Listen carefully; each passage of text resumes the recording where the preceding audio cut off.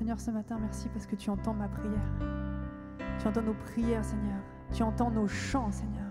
Tu te réjouis, Seigneur, dans les lieux célestes. Tu es parmi nous, Seigneur. Et nous savons qu'au milieu de la nuit, Seigneur, ta lumière nous envahit, Seigneur. Alors de qui aurais-je crainte, Seigneur? Si tu es avec moi, qui sera contre moi, Seigneur? Tu entends ma prière, mon chant dès le matin. Au milieu de la nuit, ta lumière m'envahit. De qui aurais-je crainte?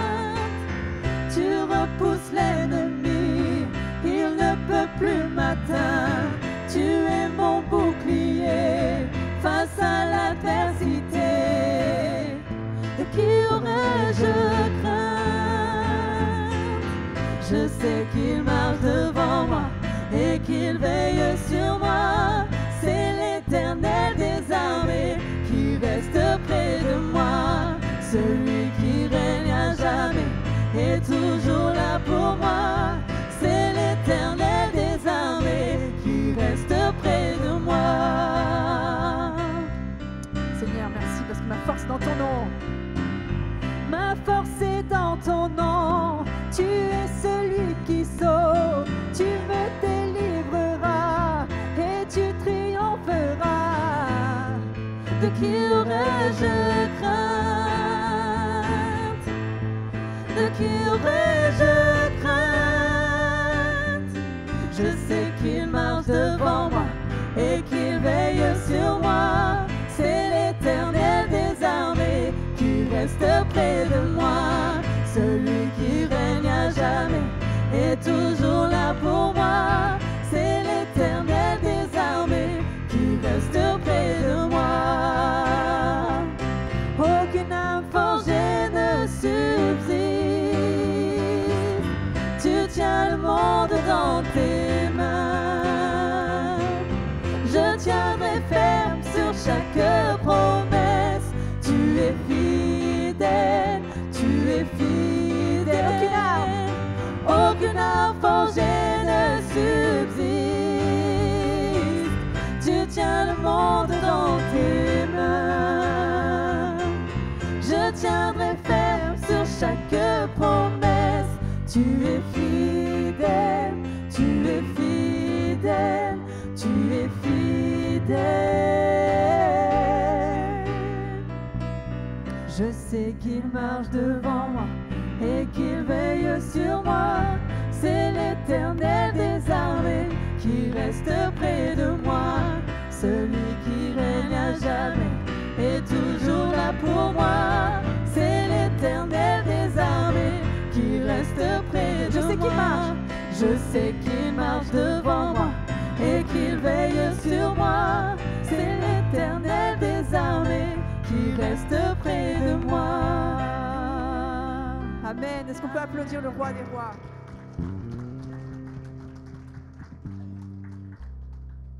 On va laisser toute la place.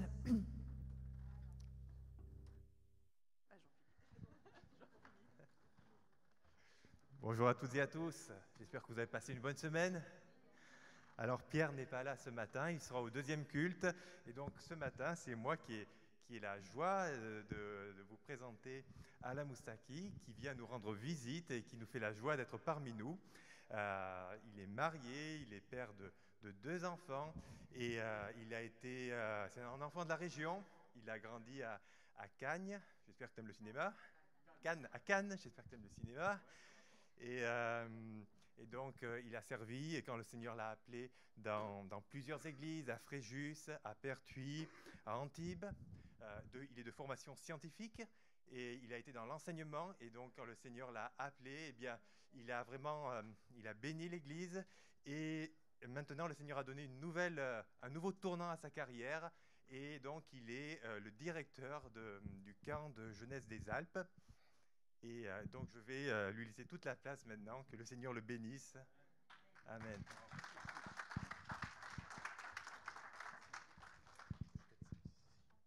Voilà, bonjour à tous.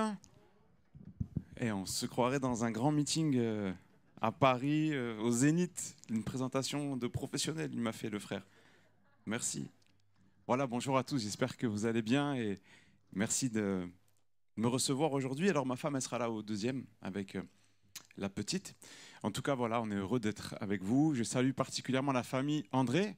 Monsieur André, c'est notre électricien depuis 60 ans à la colo. J'exagère juste un petit peu. J'étais avec lui au téléphone il y a 2 jours parce que j'avais plus de chauffage. Mais quand il fait -8, c'est juste un peu embêtant, vous voyez. Mais il était là, le frère, il est vaillant. Merci, monsieur André. Et je salue la famille Vergne aussi. Ça va, la famille Vergne? Des gens qui comptent beaucoup dans notre famille.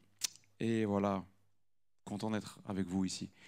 Je voudrais prendre 2 minutes, si vous permettez, avant de rentrer dans la prédication, juste pour vous présenter ce qui se passe aujourd'hui à Gap, au centre de vacances des Alpes. Alors, votre église envoie des jeunes régulièrement, des moins jeunes aussi, nous aider dans le service ou participer au colo. Si c'est possible de lancer le PowerPoint, voilà, il y a juste un petit PowerPoint avec quelques éléments. Voilà une photo c'est comme un drone qui est venu là faire des petites photos. Ça, c'est un texte de Madame de deux filles le filâtre, mais on le passera, je le lirai, Maïda le lira plus tard. Voilà, il y a un ouvrage qui a été sorti aux éditions Viens et Vois, pour ceux que ça intéresse. Depuis 6 mois, le centre a été loué par la ville de Gap, par des églises. Il y a eu des camps d'ados, un camp de jeunes, une pastorale. Il y a eu 900 personnes qui sont venues sur site pendant l'été. 250 bénévoles. Voilà, ça juste en quelques chiffres pour que vous compreniez la dynamique qui est en place depuis des décennies, des siècles, ouais, presque des siècles. En tout cas, 900 personnes en période post-Covid, c'est énorme. Vous réalisez, je sais pas, on aurait pu arrêter, dire bon c'est trop dur, machin, mais il y a eu toute une équipe de personnes motivées, surmotivées, qui ont dit non, il faut que cette œuvre continue. Et c'est ce qui se passe, on continue, on fait tout ce qu'on peut. On n'est pas des cracks, mais bon, voilà, le Seigneur, il a pitié de nous. Alors il y a marqué vidéo, mais il n'y a pas de vidéo. Bon, ben, c'était la bonne blague du jour, désolé. Il n'y a pas une vidéo dans le dossier ? Non, c'est pas grave, hein, c'est pas une nécessité. C'est une vidéo d'1 minute qui présente un petit peu nos bénévoles et le travail qui a été fait. Désolé, hein. Si ma femme était là, elle m'aurait dit « Ouais, t'aurais pu... » Ah oui, alors ça, c'est 2 séminaires qu'on organise, des camps d'hiver. Voilà. Alors un, c'est pour la famille du 7 au 11 février. Et l'autre, c'est un camp, on va dire juste un week-end pour du ski, voilà, prendre l'air un petit peu. Vous avez les infos sur notre site. Excellent. Voilà, les infos sont sur le site cval.fr, sur Facebook, Instagram. Si on avait une petite photo de notre Jérémy international, c'est un frère qui est là avec nous à l'année. Il bosse un contrat à temps partiel, mais il est là fidèle. Donc si vous voulez nous aider, bricolage, jardinage, électricien, boucher, tout ce que vous voulez, on a besoin d'aide. Priez pour le CVL, priez pour nous, soutenir financièrement. Vous avez tout ce qu'il faut sur le site internet. En tout cas, voilà, on a besoin d'avoir des églises... partenaires, vous voyez ce que je veux dire? Des gens qui, comme l'an dernier, vous nous avez envoyé un plongeur, un cuisinier, je ne sais plus qui c'est qui était, infirmière Rachel qui était là. Voilà, super. Donc voilà, c'est juste que continuez comme ça. Amen. Et merci, pensez à nous les mardis soirs, réunion de prière, quand vous avez un temps, même chez vous, tout seul. Pensez à nous qui sommes au Groenland, à Gap, là-haut.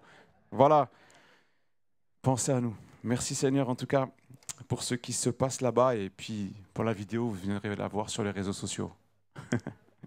On y va? Alors, Mélodie, Pierre, il n'est pas là, hein, il m'invite, il n'est pas là, le frère?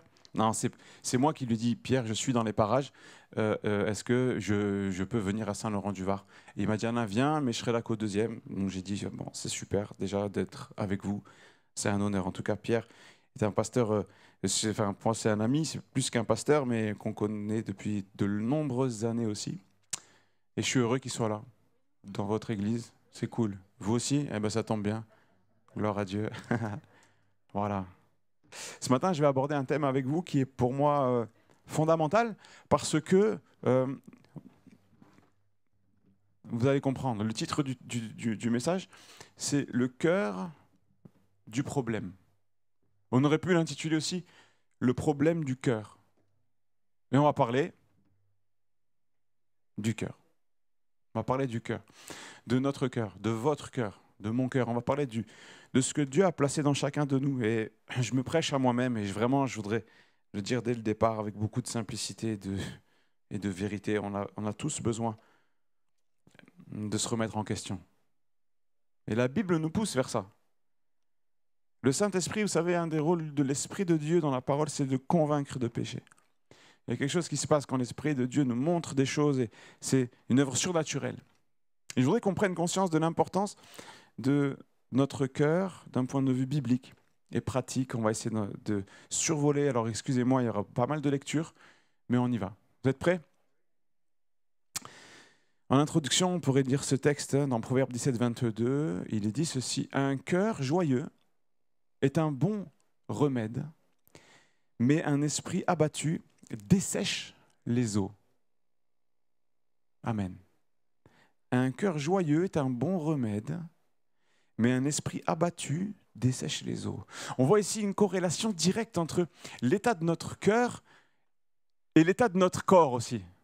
L'état de notre être intérieur, en fait. En fait, quand le cœur va mal, j'ai envie de dire tout va mal.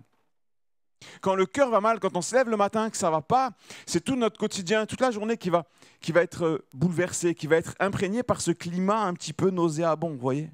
Le cœur de l'homme est au centre de tout. Il y a tout ce qui va venir après, notre travail, notre vie de famille, notre morale, tout dépend de notre cœur. Tout dépend de l'état de notre cœur. La parole de Dieu nous dit, et c'est Jésus qui parle dans l'évangile de Marc au chapitre 7, au verset 21. C'est un texte très important. Il est dit ceci, c'est un moment où Jésus discute avec les pharisiens et il y a beaucoup de monde qui est là autour et Jésus dira ceci: car c'est du dedans, c'est du cœur des hommes, que sortent les mauvaises pensées, les adultères, les impudicités, les meurtres, les vols, les cupidités, les méchancetés, la fraude, le dérèglement, le regard envieux, la calomnie, l'orgueil, la folie. Toutes ces choses mauvaises sortent du dedans et souillent l'homme. Amen. Là, il n'y a pas de grand cri de joie. Hein, c'est pas Amen. Non. C'est triste. Hein. Voilà tout ce qui peut se passer quand le cœur va mal. Quand le cœur va mal, quand le cœur nous échappe. Et j'ai envie de dire ceci pour qu'on comprenne bien. Le cœur, il ne devient pas comme ça en un clin d'œil. Il y a un cheminement, il y a une dégradation de l'état du cœur de l'homme qui se fait de manière progressive. Et ça, des fois, ça va très très vite. Des fois, ça prend du temps. Ça commence par un peu d'amertume, un peu de rancune, un peu de méchanceté, qu'on laisse s'installer. Et quand on ne règle pas les problèmes, vous savez, c'est comme en mécanique. Quand vous entendez un bruit dans votre voiture, si vous entendez tuk dans le moteur, moi un jour ça m'est arrivé, j'achète une voiture et j'entends, il y a un drôle de bruit. Et le mécano, le prof de mécanique de mon lycée où je travaillais, il me dit « Alain, il y a un bruit bizarre ». Je dis « T'es sûr ?» Il me dit « Oui ». 1 heure après, le moteur explosait. Et ça, c'est intéressant pour nous, parce que quand il y a un bruit bizarre dans notre cœur, quand il y a quelque chose qui ne va pas, il faut vite s'en occuper. Parce que ça ne va pas s'arranger tout seul. Ça ne s'arrange pas tout seul. Il va falloir que quelqu'un mette les mains dedans. Je continue. Jésus dira, Matthieu 12, 34, que c'est de l'abondance du cœur que la bouche parle. Waouh! Et il continue, l'homme bon tire de bonnes choses de son bon trésor et l'homme méchant tire de mauvaises choses de son mauvais trésor. Waouh! C'est de l'abondance du cœur que la bouche parle. Tout ce qu'on dit est imprégné de ce qui est à l'intérieur de nous. Donc quand vous voyez quelqu'un, excusez-moi, je vais juste lever le pupitre parce qu'ici vous avez des yeux bioniques, mais moi je ne vois pas en fait. Et je vois encore moins. Merci Mélodie. Génial. Non, parce que j'ai vu que les textes aux vidéoprojecteurs, ils sont tout petits.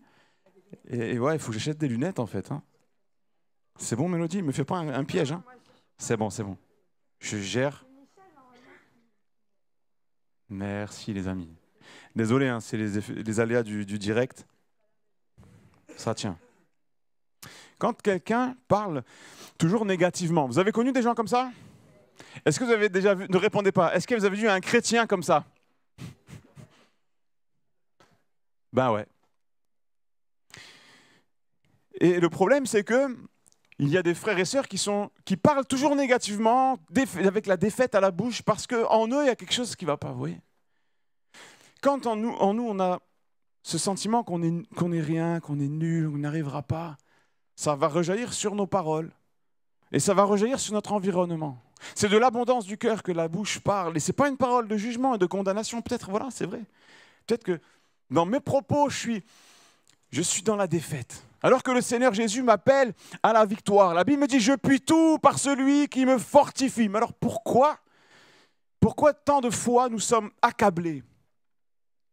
Pourquoi tant de fois nous sommes convaincus qu'on n'y arrivera jamais? Il y a des chrétiens, excusez-moi l'expression, qui sont devenus des chrétiens pessimistes. Il y a des chrétiens qui relativisent la foi. Ah, peut-être que si jamais, peut-être on verra. Mais le Seigneur, il ne me dit pas peut-être. Il me dit, mais si tu crois, tu verras la gloire de Dieu. Alléluia. Et la foi, elle reste la foi, mes amis. Et s'il y a un vecteur qui peut bouleverser notre cœur, c'est la foi. Seigneur, je ne vois rien évoluer. Je suis dans le découragement, mais je crois que les choses peuvent encore changer. Je crois que ça peut encore bouger. Amen. Il y a un homme dans l'Évangile, plutôt dans les Actes, Acte 8, c'était Simon le magicien. Un homme qui s'est converti dans Acte 8, on ne va pas le lire, mais Acte 8, il est dit dans le verset 13, il crut. Donc il croit, il renonce aux pratiques occultes, il renonce à la magie, et il va se passer quelque chose, c'est qu'il va voir la puissance de Dieu à l'œuvre. Et les apôtres il va leur dire, moi je vous donne de l'argent et vous me donnez ce pouvoir-là. Vous connaissez ce texte. Et là, la parole de Dieu nous dit, tu es dans un fiel amer et tu es dans les liens de l'iniquité. Ici, l'état de cœur de Simon va être révélé. L'apôtre Pierre le dit, tu es dans un fiel amer. Et vous savez ce que ça veut dire? Fiel amer, c'est tu es dans de la bile. Tu es dans du vomi à l'intérieur de toi, dans tes entrailles. Pour que tu parles comme ça, ça veut dire qu'à l'intérieur de toi, il y a un malaise. Excusez-moi de parler de ça, j'espère qu'il n'y a pas de malaise. La bile, là, vous voyez, ce vomi, cet endroit où ça ne sent pas bon. Tu es dans un fiel amer. Et la parole de Dieu nous encourage à se dire les choses. Ce matin, moi, je ne suis pas venu là pour vous juger, vous condamner. Hein. Mais mes frères et sœurs, moi, je ne veux pas finir comme Simon le magicien. Là. Moi, si j'ai un problème, je veux le régler devant toi, Seigneur Jésus. Si j'ai un problème, je veux le régler vite. Je veux le régler vite. Je continue et je vais vous donner maintenant 5 termes, si j'ai le temps. 5 termes fondamentaux pour que nous puissions nous occuper de notre cœur, bibliquement parlant. OK?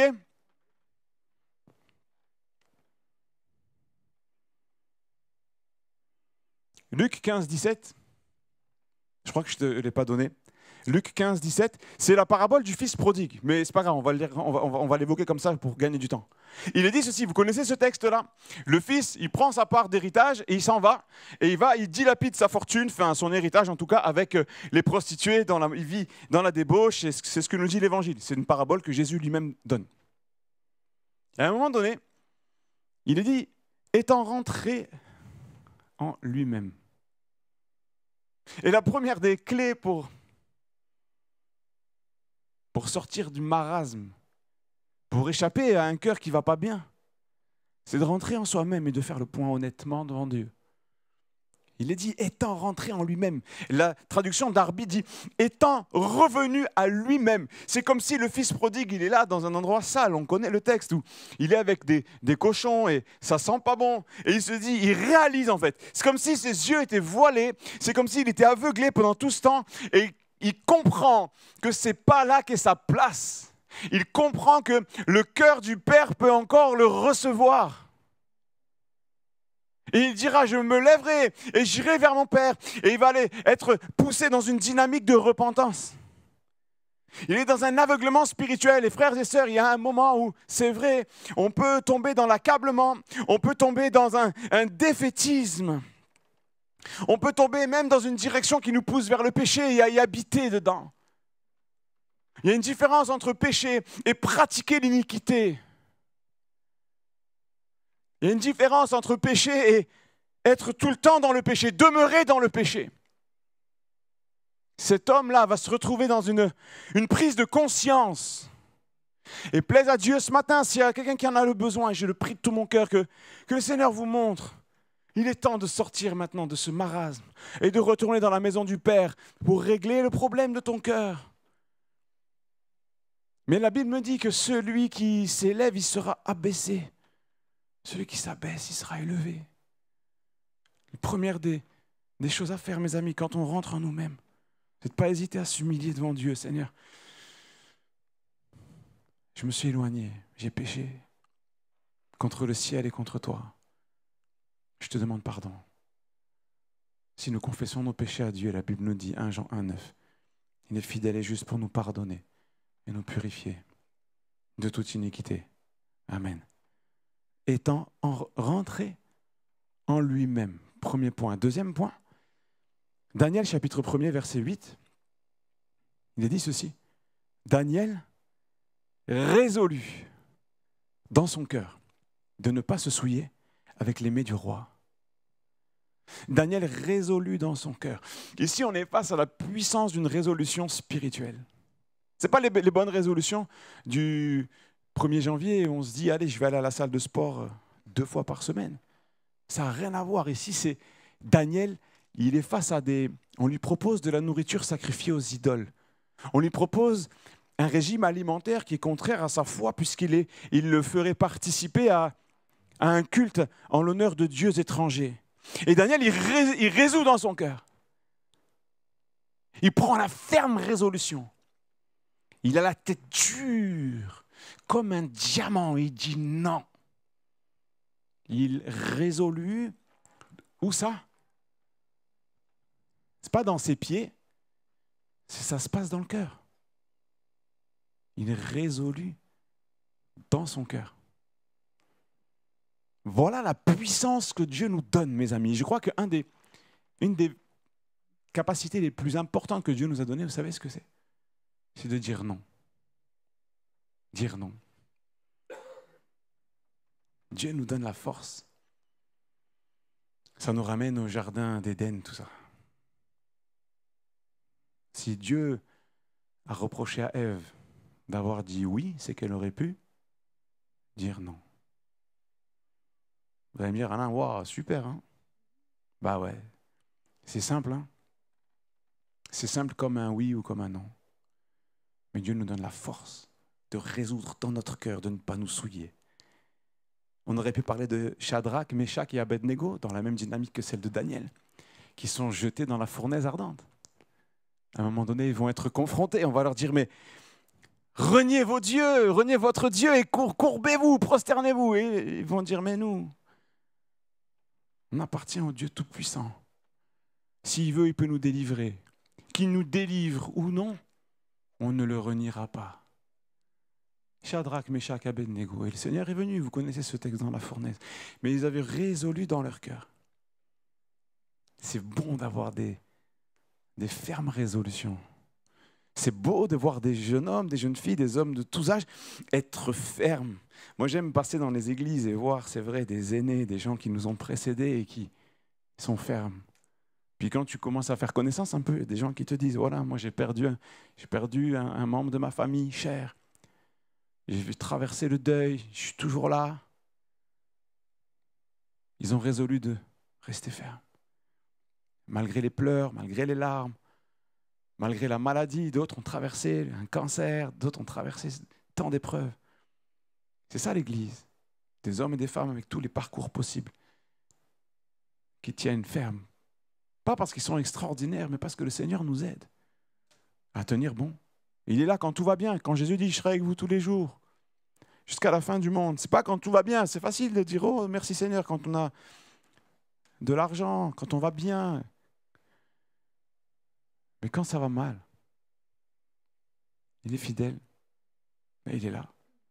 Il veille sur nous. Il résolut dans son cœur. Premier mot, étant rentré en lui-même, il résolut dans son cœur. Troisième terme, Jésus dira cette phrase, elle est très dure, cette phrase, très dure de conséquences. Mais on ne peut pas passer outre. C'est dans l'évangile de Luc au chapitre 9, au verset 23, où il est dit ceci.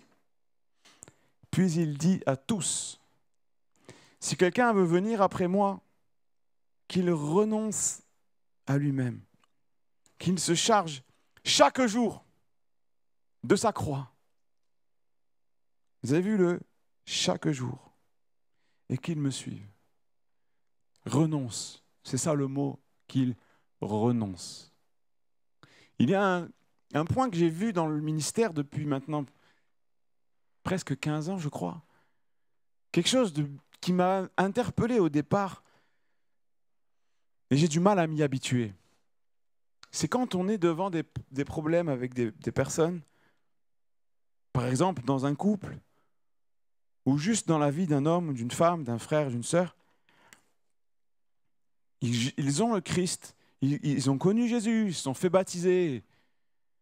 Mais il y a ce moment où, pour régler un problème, il faut reconnaître le problème. Et reconnaître qu'on a une part de responsabilité dans le problème. Vous me suivez jusque-là? Mais ce qui est problématique, c'est lorsqu'on refuse de lâcher. En disant, c'est moi qui ai raison. Jésus dit, celui qui veut me suivre, qui renonce à lui-même, qu'il se charge de sa croix et qu'il me suive. Frères et sœurs, il y a des moments où il faut juste renoncer à notre orgueil. Il faut juste renoncer à vouloir avoir toujours raison. Il faut juste renoncer à notre grand personnage international que nous croyons être. Et réaliser qu'en fait, on n'est pas grand-chose. Et qu'à un moment donné dans notre vie, il faut se mettre à genoux, crier à Dieu pour que les choses se règlent. Et s'il faut reconnaître qu'on a eu tort, s'il faut demander pardon à quelqu'un, même si on pense que c'est lui qui a eu tort, eh bien il faut le faire. C'est aussi ça, renoncer à nous-mêmes. Parce que renoncer à nous-mêmes, ça peut être très théorique. Oh, j'ai renoncé à moi-même. Moi, j'ai rencontré des personnes dans une église qui ne se parlaient plus. C'était des sœurs de sang. Des sœurs. Elles se parlaient plus depuis plus de 20 ans. Mais elles venaient au culte le dimanche matin. Normal. Frères et sœurs, est-ce que c'est normal? Eh non, c'est pas normal. On ne peut pas tolérer ça. Alors, c'est facile de le dire au sujet des autres, mais nous et vous, c'est quoi l'embrouille? C'est quoi l'embrouille? Autant que c'est possible, la Bible nous dit, soyez en paix avec tous les hommes. Il n'y a pas d'amen là? Vous n'avez pas entendu peut-être? Soyez en paix avec tous les hommes. Ceux qui ne veulent pas nous parler, ce n'est pas notre faute. Mais si on peut faire quelque chose, il faut le faire. Ok.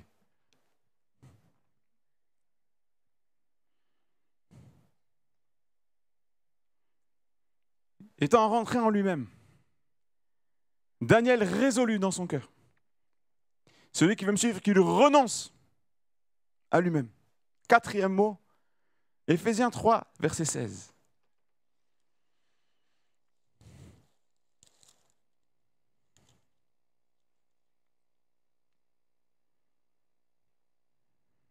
Éphésiens 3, 16.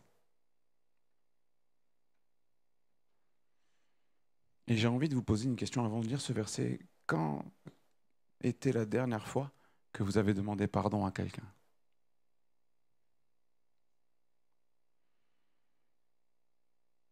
C'est intéressant comme question. Parce que c'est dur de demander pardon à quelqu'un. C'est dur de pardonner aussi. On pourrait se poser la question, c'est quand la dernière fois que j'ai pardonné à quelqu'un? Et pas pardonner, vous voyez, genre, je pardonne mais j'oublie pas. C'est important d'aller au bout du problème. Quand on parle du cœur de l'homme, de la femme, on ne peut pas prendre ce problème à la légère. Jésus nous dit de pardonner, il précise bien, de tout notre cœur. C'est fou ça. Il demande de pardonner de tout notre cœur. Ah. Aïe, aïe, aïe. D'accord.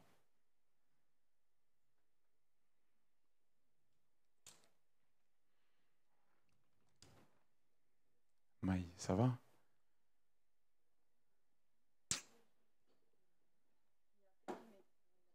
D'accord, vous avez tout ce qu'il faut, vous êtes bien entouré, madame. Allez, ça va. On lit maintenant dans Éphésiens 3, verset 16, si vous voulez bien. Je suis désolé. Hein. Vous me dites si j'arrête, j'arrête. Hein. J'attends 2 secondes, allez. Ah ouais, il y a des gens costauds ici.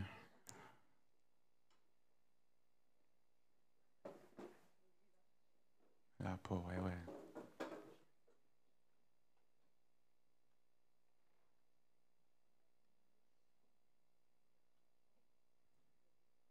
Ok, je suis à votre disposition, vous me dites. C'est bon, on continue? Allez. Éphésiens 3, 16, il dit ceci. On va lire au verset un petit peu plus haut, verset 14. À cause de cela, je fléchis les genoux devant le Père de notre Seigneur Jésus-Christ, duquel tirent son nom toutes les familles dans les cieux et sur la terre, afin qu'il vous donne, selon la richesse de sa gloire, d'être, écoutez bien, d'être puissamment fortifié par son esprit dans l'homme intérieur. Je répète, d'être puissamment fortifié par son esprit dans l'homme intérieur, en sorte que Christ habite dans vos cœurs par la foi, afin qu'étant enraciné et fondé dans l'amour, vous puissiez comprendre avec tous les saints quelle est la largeur, la profondeur, et connaître l'amour de Christ. Amen. Le point ici, c'est être puissamment fortifié dans l'homme intérieur. Puissamment fortifié. Ces mots, je me les suis répétés des dizaines de fois. Ça veut dire quoi? Être puissamment fortifié dans l'homme intérieur. Bon, alors déjà, pour moi, l'homme intérieur, je pense qu'on peut l'associer à notre cœur. Vous êtes d'accord avec ça? Thibaut Lavigne, qui est un ami, qui a été mon pasteur responsable pendant 5 ans, là, il a écrit un livre sur ça. C'est un commentaire biblique de l'Épître aux Éphésiens. Très intéressant. Et sur ce verset, il donne une explication que je trouve super. Il dit ceci, écoutez bien, pour comprendre être fortifié dans son être intérieur, qu'est-ce que ça veut dire? Écoutez bien. Il dit, c'est être rendu fort dans sa personnalité profonde, dans sa vie spirituelle cachée, qui est la source des attitudes et des comportements. Waouh! Il a bac plus 12, le frère, hein, il est fort, mais là, on a compris. Et je bénis Dieu pour cette petite explication-là. Être rendu fort dans notre personnalité. Ça veut dire que avec le Seigneur, quand il prend soin de nous, de notre cœur, il n'y a pas de faible. Même dans la personnalité, vous voyez. Il y a des gens qui pourraient dire, moi je suis un chrétien, je suis timide, mais même si tu es timide, le Seigneur, il vit en toi. Le lion de Juda. Alléluia. La puissance de Dieu. Vous recevrez une puissance, alléluia. Et vous serez mes témoins, une puissance, dunamis. Cette puissance qui nous donne l'autorité spirituelle pour marcher sur les serpents, sur les scorpions. Et la Bible dit sur toute la puissance de l'adversaire. C'est fort ça. Être puissamment fortifié dans votre être intérieur, ça veut dire que notre faiblesse est mise en contact avec la puissance de Dieu, alléluia. Et elle fait de nous quelqu'un de fort. Elle fait de nous quelqu'un de fort. Je suis fort en Christ. Il y avait ce vieux chant là qui dit « Je suis fort, fort. » Oui, plus que vainqueur par le sang de Jésus. Alléluia. Je suis fort. Arrêtons d'écouter ce que les gens disent de nous. Ah, alléluia. Ça, c'est encore un autre problème. Mais on n'a pas le temps d'en parler. Dans mon cœur, je veux faire résonner la parole de Dieu. Et je veux faire partir les paroles des hommes. Les paroles des hommes négatives. Les paroles de condamnation, les paroles qui me disent que je suis faible, que je n'y arriverai pas. Moi, je veux les écraser, ces paroles-là. Et moi, je veux dire, Seigneur, c'est ta parole. C'est ta parole. Il y a un grand basketteur américain, Stephen Curry, qui est chrétien, et sur ses baskets de basketteur, il a écrit la référence « I can do all things ». Je puis tout par celui qui me fortifie. Ce basketteur, il est intéressant parce qu'il avait 13 entorses à la cheville gauche il y a de cela 7-8 ans.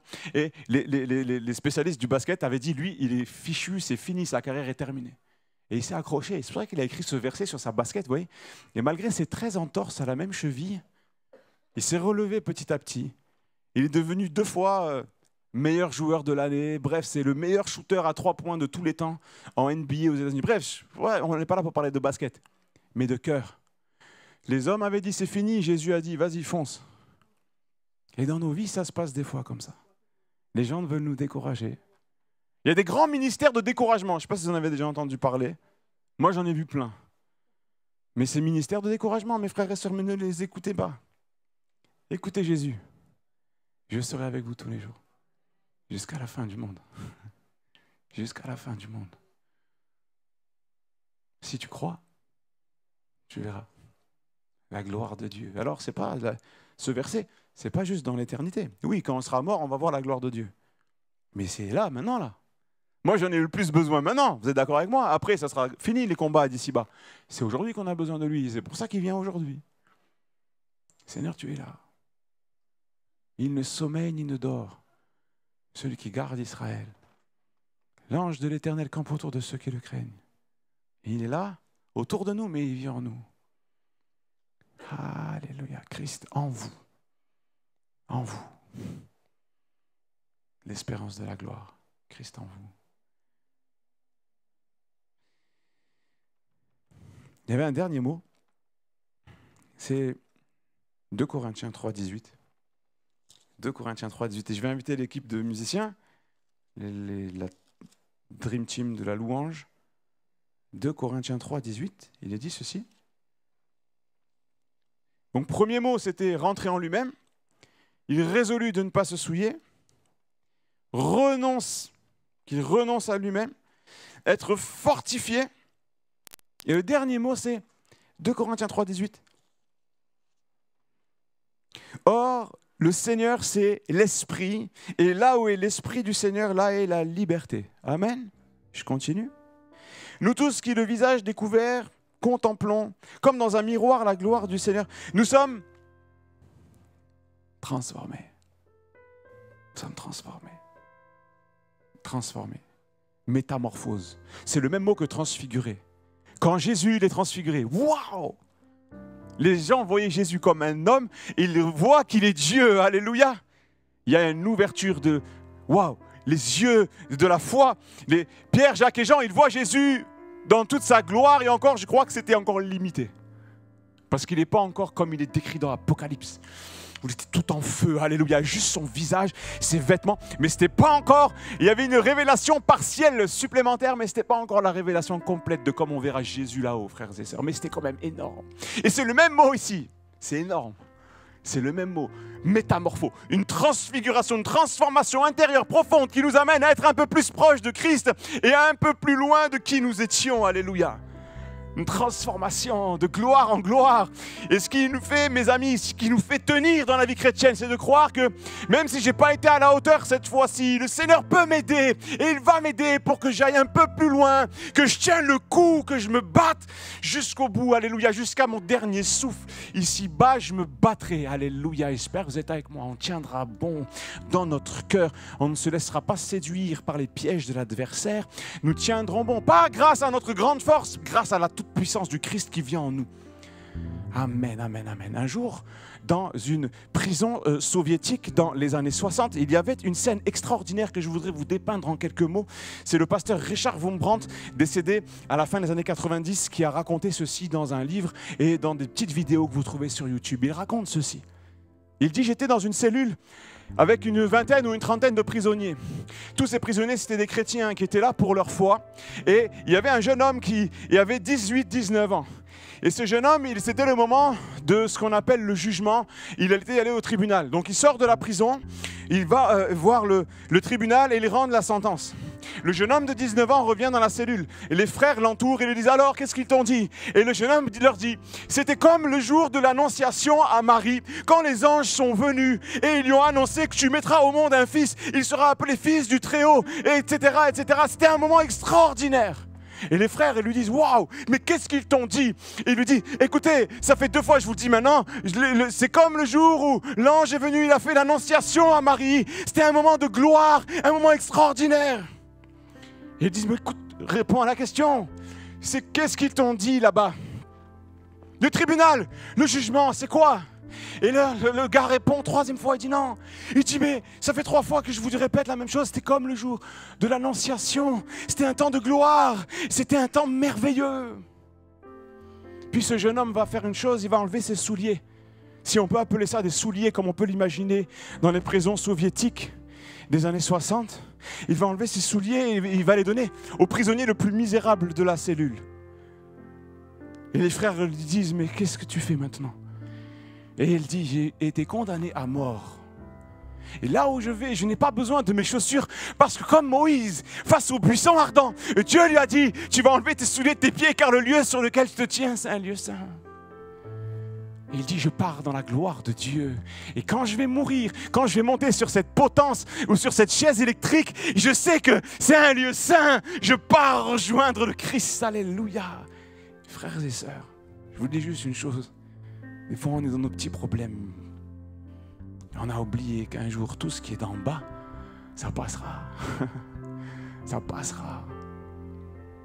Cherchons à avoir un cœur pur qui s'approche de Christ. Délaissons les choses d'en bas. Tu n'as pas la voiture que tu voulais, c'est pas grave. Tu n'as pas la super carrière que tu voulais, c'est pas grave. Tu n'as pas le super boulot que tu voulais, c'est pas grave. La Bible dit, nous avons tout pleinement. Nous avons tout pleinement en Jésus-Christ. On n'a pas d'argent, on a Jésus. On n'a pas la santé, on a Jésus. Peut-être on va mourir, mais on a Jésus. On va prier simplement. Peut-être ce matin, tu as des choses à régler, mon frère, ma soeur. Moi, je ne vous connais pas. C'est le moment de régler des choses. C'est le moment de régler les choses. On se tient devant le Seigneur ensemble. Vous pourrez se lever si vous voulez bien. Je vais laisser la sœur conduire dans un chant. Le but, c'est de régler les choses. C'est de régler des choses évidentes. C'est évident pour toi. Le Seigneur sait. Et toi, tu sais. Il y a des choses à régler. Peut-être toi, tu es dans un fiel amer. Tu t'es reconnu dans ce petit mot-là. Réglons les choses devant Dieu. Réglons les choses. Seigneur, je prie pour cette église, pour les frères et sœurs qui sont là. Seigneur, nous aussi, nous voulons être embrasés pour ton royaume. Nous voulons être transformés. Seigneur, s'il faut renoncer encore à des choses en nous, montre-nous. S'il faut pardonner à des gens, montre-nous. Seigneur, s'il faut renoncer à notre orgueil, montre-nous ce qui ne va pas. Et aide chacun ici ce matin à faire un pas de plus vers ton cœur. Que nos cœurs soient changés maintenant. Transforme-nous de gloire en gloire. Seigneur, fais-le, t'en supplions. Au nom de Jésus. Amen.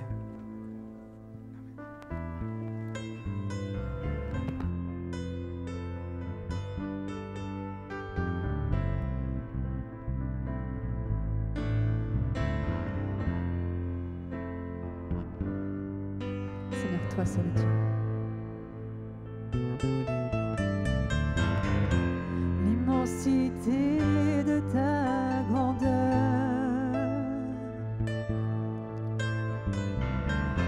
me montre que je ne suis rien. Et quand tu façonnais la terre, j'étais déjà près de ton cœur. Tu m'aimais avant que je sois, Seigneur. Tu m'aimais avant que je sois. Et pour moi, tu as tout donné. Toi seul pouvais me libérer. C'est pourquoi, Seigneur, je veux t'adorer, Seigneur. C'est pourquoi je veux t'adorer. Toi seul est digne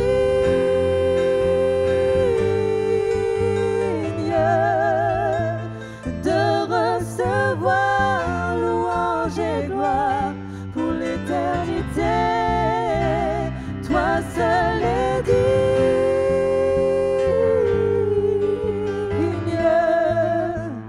de recevoir louange et gloire pour l'éternité. Toi seul est digne.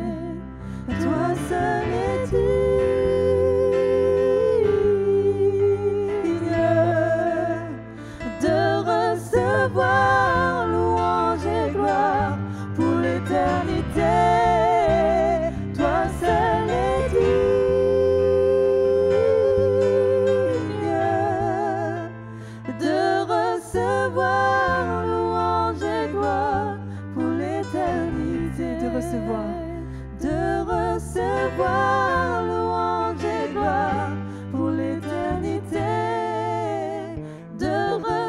recevoir louange et gloire pour l'éternité. Alléluia, Seigneur. Est-ce qu'on peut acclamer le roi des rois? Alléluia.